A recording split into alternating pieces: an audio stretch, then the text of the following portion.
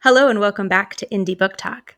Today we have Jenna Lee Barker, who is the author of Life After, a YA contemporary novel that is out right now. But she has a few other things in the works, which is part of what we're going to talk about today. Welcome to the show, Jenna Lee. Welcome. Thank you so much for having me. So, in your bio that you provided to us, hopefully not going to share something I'm not supposed to, but you're like an anxious, hot mess, ADD, but still getting those books out there. I feel that adequately describes most writers. Anxious, hot mess. I feel ya. So I just want to know how. Like, how did you combat that? Because I can't figure out how to organize my life on an average day. So I think the biggest thing is just being willing to adjust your routine constantly. And I think most people thrive on consistency and have to have the same routine all the time. And I can't operate that way. I don't. I would love to. It sounds so wonderful, but that's just not who I am. And I have 4 young kids. So trying to really do anything, you can't really count on a routine. Because even say all your kids are in school and you plan your whole routine around that, but one of them's sick or there's a field trip you're supposed to accompany. So life is just this ever-changing mess, and I'm a mess. And so I just try to adapt and go with the flow. And I have to accept failures. Like there's gonna be days I fail to do things, and I just have to get over it and try again the next day. So Great a lot attitude. of it is trying to talk down my anxiety and just be the hot mess part. So do you, are you one of those people who's like staying up until 2 a.m. writing, or are you snatching bits of time when you can? What's your non-routine routine look like? There are times where it is definitely stay up till 2 a.m. because that's when the house is quiet and that's when I can get stuff done. But my kids are also horrible sleepers. So that's not even a guarantee. So, I say that with love. I love them. I would love them. I would like them a little more if they slept through the night. But if the inspiration is there, if it's coming to me or I'm on a deadline, I'll snatch those bits and pieces wherever I can. I'll take outside on the grass while my kids are playing, or with the Wiggles playing in the background, or in the pickup line at school, or waiting outside Taekwondo class, whatever. But there's definitely a lot of the staying up late nights, losing sleep. I'm not a 5 a.m.er. I don't know how people do that. I admire them, but that's not my thing. I don't know. Anyone that can write with something like the Wiggles on in the background, you're my hero. Because that's some rhyming brainworm stuff that just will not leave. All my It characters burrows would into your start talking brain. in rhymes. Yes. Yeah, like it would just be like rhyming at each other and being like, "Oh no, do you have to potty?" Like I couldn't do it. Oh man. There's nothing like So- telling another adult you have to go potty and then realizing what you just said. Like, I am your people. So you mentioned having deadlines, and I know you have some book deals out there. So are you on a particular deadline schedule with your publisher? Is this self-imposed deadlines? How do you work that? So the first time I ever really worked with a deadline, it was a self-imposed thing because I was trying to get a manuscript ready for Pitch Wars back when that was still a thing. So that was kind of perfect for me. I was at that point kind of still new to the scene of trying to get traditionally published. So that was a self-imposed thing. It worked out really well. But now with the books I've got now coming out and with publishers, there is a deadline there with edits. So you have a deadline after you sign you have to get your self-edit in by this point. And then they have a deadline to get their first round back to you. And then you have a deadline to get it back to them. So there's a lot of back and forth. And I like that it works that way. It gives me plenty of opportunities to try and get it right. And it takes a little bit of the pressure off, but it's still that first round of edits I'd say is the most intimidating. And that's a 45-day deadline. And that's a little, okay. So thankfully it's a decent amount of time, but it is also a lot of pressure. So we've mentioned your publishers now, do you have multiple book deals happening? So do you have multiple publishers that you're working with? I have 2. So I signed 2 of the books with one and a different book with another. Okay. What made you make that choice? Why? Well, okay. So I tried querying the book that doesn't come out until July 2024. That is the first book I tried to get published. And I queried it for about a year. I got over 120 rejections or something like that. And I eventually decided to shelf that and try a different publisher, or try to get a different book published. And I signed that book, signed this different book. And so then it got me thinking, well, maybe they want this other book. But I had also queried it. I had also decided to try a few other indie publishers since I had kind of started to work with an indie publisher. I knew a little bit more about it. And I had actually gotten a request from a different publisher. Turns out Immortal Works, who signed Life After, they didn't want Love Hurts, which is July 2024, because they said they had too many other books that were similar. So they ultimately turned it down and I went with a different publisher.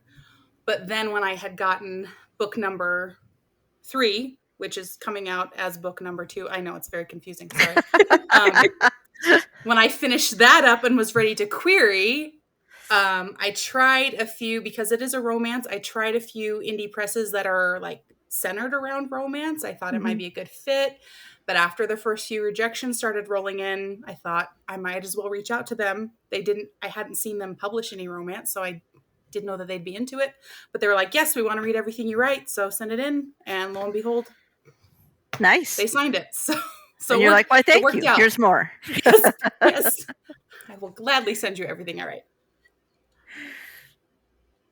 Cool. I think this is hilarious. So I can't even get the line straight. So you wrote the book that's going to be published third, you wrote first. And then the book that's already published, you wrote second? Or did you write? Okay. I wrote that second.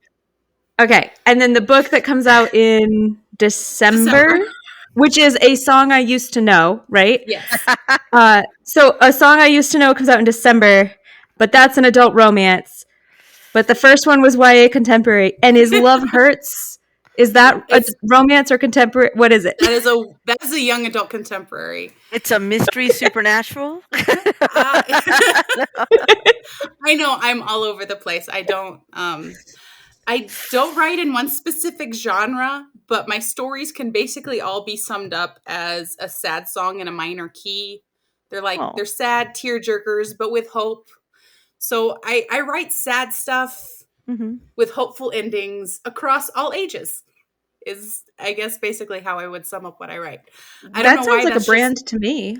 That's what I'm drawn to is a sad song in a minor key. Oh, that's a good tagline.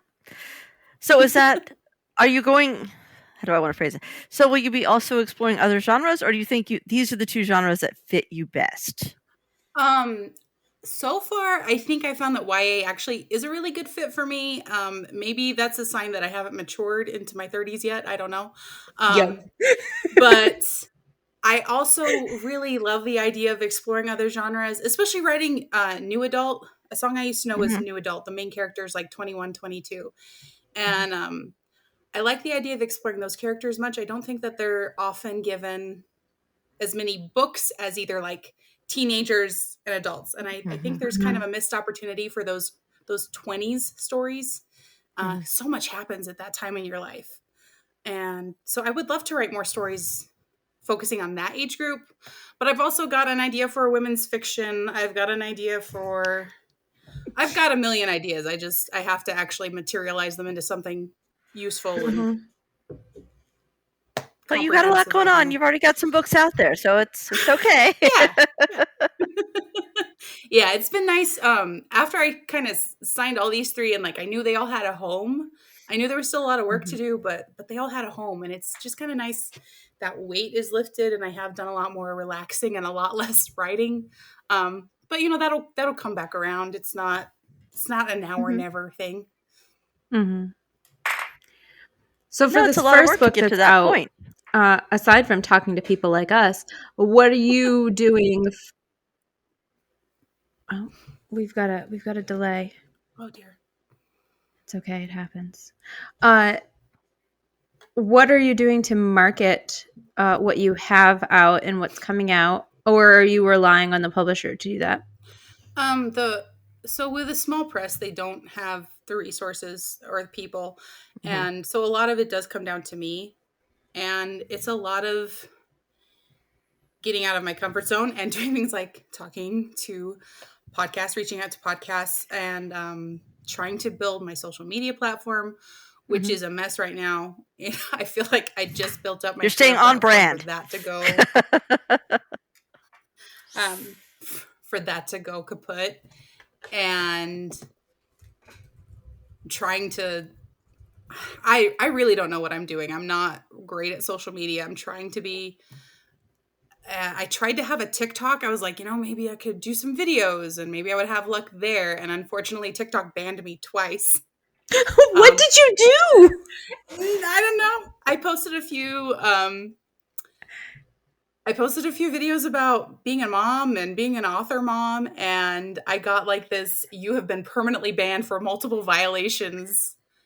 And then like after a few weeks, I tried to set up a new account and used a different email, used a different handle. And again, I posted like a few videos, and within a week I had been permanently banned again for multiple violations. So I don't know what I did. But whenever I tried to like appeal it, I just got like this generic response that's like, "We've seen you've violated guidelines." I don't know. So like I can't even try to get myself out there on all the social media platforms.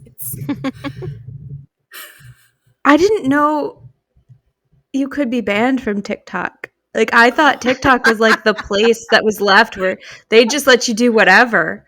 Not anymore. I mean, you see videos that are just like that you're just like it's like all shock value, and you're like, how is this out here, and why is this out here, and who is watching this? But those accounts are fine. I post a video about how how being a mom affects writing, or like I'm excited because it's my debut day and check out my book, and that's a violation. You can't do that. Social media, so fun. So it's a lot of trial and error, and just like hoping and praying that people leave reviews, because that's a huge part of getting your name out there. Is when you have so many reviews, then the algorithms start liking your book and recommending it more. So it's a numbers game, unfortunately. So there's a lot of like reaching out to people who, because I get a lot of people who message me and say like, "I loved your book." I'm like, "Oh, that's so great, but could you tell other people that?" I'm so grateful. Thank you for telling me. Can you go leave a review? That would be so helpful. So it's a lot of reaching out. It's a lot of being uncomfortable. I've reached out to a couple of bookstores in my state because I'm an Idaho author. I'm hoping that other Idaho they'll want to feature Idaho authors, but even then it's not a guarantee. They're like, "Well, we have to read your book first and make sure we like it and make sure we think it's good enough." And so it's a lot of waiting. But that's an important thing if you like someone's book, tell other people. Leave a very small review if you can, like 2 words. Yes, Good book. Anything helps. Yeah, exactly. It can be 2 words. It can be a sentence. It can just be like, "I loved this book," and literally that's all you have to write. If you have a rating and a very short sentence, that's all it takes. So, and requesting it at libraries is huge. If you like a book, request it at your local library. I mean, it's never guaranteed that they're going to buy it, but you can always ask. You can also request it at your local indie bookstore or Barnes and Noble or wherever. Like, the more you bug them about a book and the more people they have bugging them about a specific book, the more traction that author gets and the more they're seen as somebody to be aware of. So, yeah, I mean, we like to think we can do this on our own and just put our book out there and people will buy it, but we really are in collaboration with our readers to get things to happen. Yeah, and I mean, and it's kind of great because I think that's my ultimate goal as a writer is I want to reach readers. Like, I'll probably never make enough money to pay the mortgage or anything really really substantial with this. Like, it would be great, but I'm not expecting that. What I really want is to reach readers. And so when you reach a reader, and then they in turn are like, hey, you've got to read this book, and it spreads. That's like the best feeling. That's the dream come true right there, is someone reading, loving it, and recommending it to someone else. Absolutely. So are your kids, I don't know how old they are, but are they like aware of what's going on here with mom's published a bunch of books and now she's a crazy author lady? Like, where are they in all this? Yeah, so my oldest two especially, so they're 11, 8, 5, and 3. And so they are I'm sorry, I'm picturing your house and I'm just like, oh my God. Oh, don't picture it too hard. It's not a very pretty picture. I pick my battles, and cleaning is not one of them. My oldest two are most aware of it. My oldest is really excited about the fact that I've written books, and like, he wants to write, and he'll mess around on the computer and write little fan fiction stories about Spider-Man. And he loves to write, and so do my girls. My girls are 8 and 5. And the other day they were playing a game. They were just pretending together. They were just walking around the house pretending.